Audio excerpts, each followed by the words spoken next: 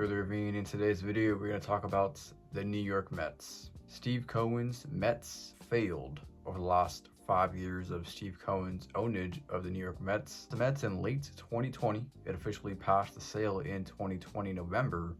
Right on then, when he bought the Mets in 2020, spoke about if we don't win a World Series in the next 3 to 5 years, it is a failure and a disappointment. Big words to say from Steve Cohen and really any owner to kind of go out there on record and say, listen, if we don't win a World Series in X amount of time, I failed. Like, that's taking a leap of faith, taking a risk, which is what Steve Cohen has done all his life. I mean, he's not worth $20 billion for no reason. He's taken some risk and buying the Mets. I think Cohen buying the Mets overall for MLB has been good for baseball. And you say, oh, I'm a big market team fan, but listen, you want owners to spend money, and a lot of these owners and fans of smaller market teams want a salary cap.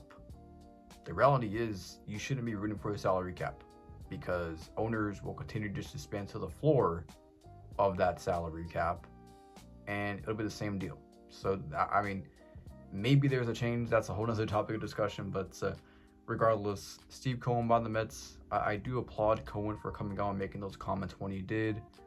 And obviously, we're going to take a look at the failed experiments of the New York Mets. It's really been up and down, a roller coaster of emotions if you're a Mets fan.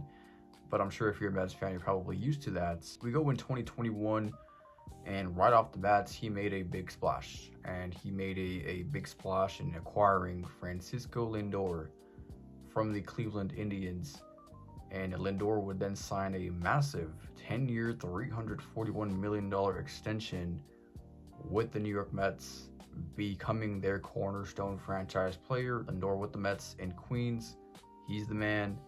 That is their guy. Cohen got his guy, and Lindor at the time was one of the best players in baseball. I mean, he still is a really good player. Say to this point, I mean, let me know. Has Lindor lived up to his contract? It's a good question. Has Lindor lived up to his contract? You might get some mixed answers on that. So he acquires Lindor in 2021, signs the extension, and the Mets going through the season not really living up to the expectations, so go all in anyways. They acquire Javier Baez from the Chicago Cubs, and the Cubs went all in on sell mode at that time. Go for it in 21, and it just fails. They finished 77-85. They missed the postseason in Cohen's first year as owner, and this was after going all in 2021. In 2022, they continued to go all in, and they signed Max Scherzer, who is still in the league in 2026. I don't think he signed to anybody yet, but this past season he was with the Blue Jays in the World Series. Scherzer with the Mets was a forgettable tenure, I would say that, but in that 2022 season, they do make a postseason run. In fact, they win over 100 games, which has been their best mark of the last 5 years. 101-61 in 2022. Chris Bassett was added. Ravine was added. They came together, and this wasn't a team that was some superstar-studded team, but they just found a way, and kind of similar in 24. We'll get to that, but they found a way to gel, and it all worked out. Good team, good players on that team, but there weren't some superstars left and right, but they found a way to really become a great team, and ended up hosting a wild card series against the Padres, and they would fall in that wild card series to the Padres, and they would be out in the wild card round, which was a disappointing exit after a really fantastic year, a magical year for Mets fans that came to a sudden end in 2022. Looking to build off a postseason appearance in 22, going to 2023, get some momentum going. Does that take place? It doesn't.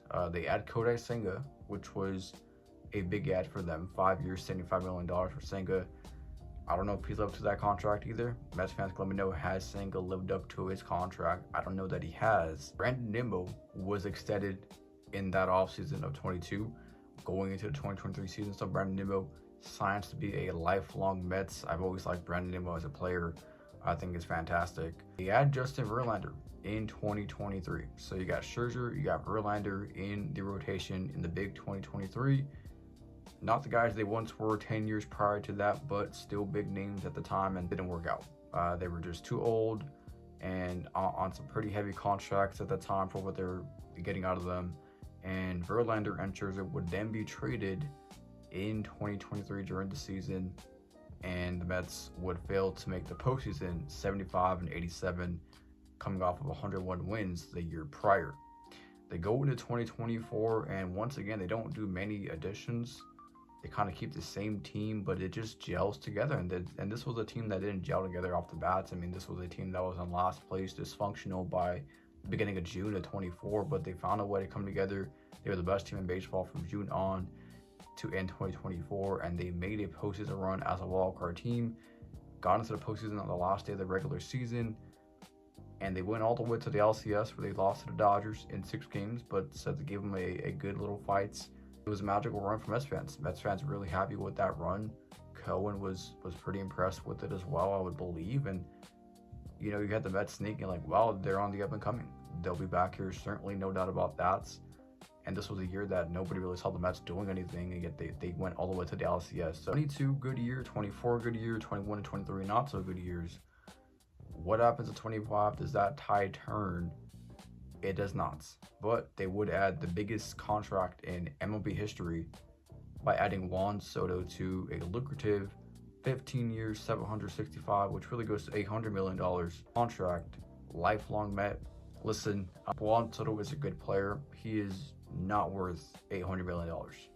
Listen, I like Juan Soto, like I mentioned, but he's going to be a DH at the end of his career, and he does not bring the same qualities and tangibles that Shohei Ohtani does. I'm not saying Juan Soto isn't good, but what I'm saying is in the next 10 years, which I get it, you're paying for Juan Soto for the first 5-6 years, not really paying for the back half of that contract. But again, this is not a contract that is going to age particularly well. It's just not. Now, if the Mets can win a World Series here, I think it'll be okay, but again, this is not a good contract on paper. They go all in for Soto. They go all in on bringing back Pete Alonso, and it's all good in Queens. But the Mets would struggle. The Mets would play decent baseball at parts of the 2025 season, but they never really got out in front of the National League East, and they never really got out to secure their playoff spot, but they would blow that playoff spots, and in fact, they would miss the postseason altogether, embarrassing fashion if you're a Mets fan. And the Mets missed the postseason in 2025, and you know, you sign Juan Soto to that insane contract, bring back Pete Alonso for good times, and they don't even make the postseason. They don't even make the wild card. So it was an absolute failure for the Mets this past year. And the Mets, Cohen, 83 and 79, they missed the postseason, as I mentioned. So far, they have been very busy in the offseason this winter. They've lost and traded Brandon Nimmo to the Texas Rangers for Marcus Semien, which, I mean, Semien only has 2 years, but Semien in Texas, I'll tell you right now, Semien is just, he's not the same player he was even 3-4 years ago. He is a shell of his former self. Maybe he gets something back in New York, but I'm not going to bet on it. So if Semien is the same guy that he has been the last couple of years in Texas, that's a black hole in offense. Brandon Nimmo, I understand he struggles to stay healthy, has a longer term on his deal, but I like Brandon Nimmo overall as a player. He's going to hustle, he's going to give it his all, and you could hit the ball. He has bat-to-ball skills. Jeff McNeil was traded earlier today as I was recording this video to the A's. And Jeff McNeil, it was time to go. He's been a utility guy for the Mets. It was time to go. Pete Alonso is out of New York. He's now in Baltimore now, so that was a big thing. Pete Alonso would not be a lifelong Mets, all-time Mets home run leader. Now in Baltimore, that's a big hole to fill out for space. Sugar Diaz, now a Los Angeles Dodger. We're happy to have him here in LA, but that's going to be a big hole to fill in the bullpen for sure. Jorge Polanco, big hit for the Mariners in the LDS Game 5. You may remember that. Has been added. Devin Williams and Luke Weaver, Mets from Yankees. So you see that a lot with guys going from the Yankees to the Mets. I mean, I feel like it happens every single offseason, and so Weaver and Williams are the latest to do that, from the Bronx to Queens. Let me know your guys' thoughts. Is this Mets team going to be a playoff team in 2026? There's still some moves to be made, I do believe. We still got a couple of months until spring training, or even less than that, so be on the lookout for that. But yeah, let me know your guys' thoughts. I think overall the Mets Cohen experiment has not gone all that well. I think it's a pivotal year in 2026 as to like what direction we're going. It's an even year, so maybe this is the year they make the postseason again. We'll find out here shortly.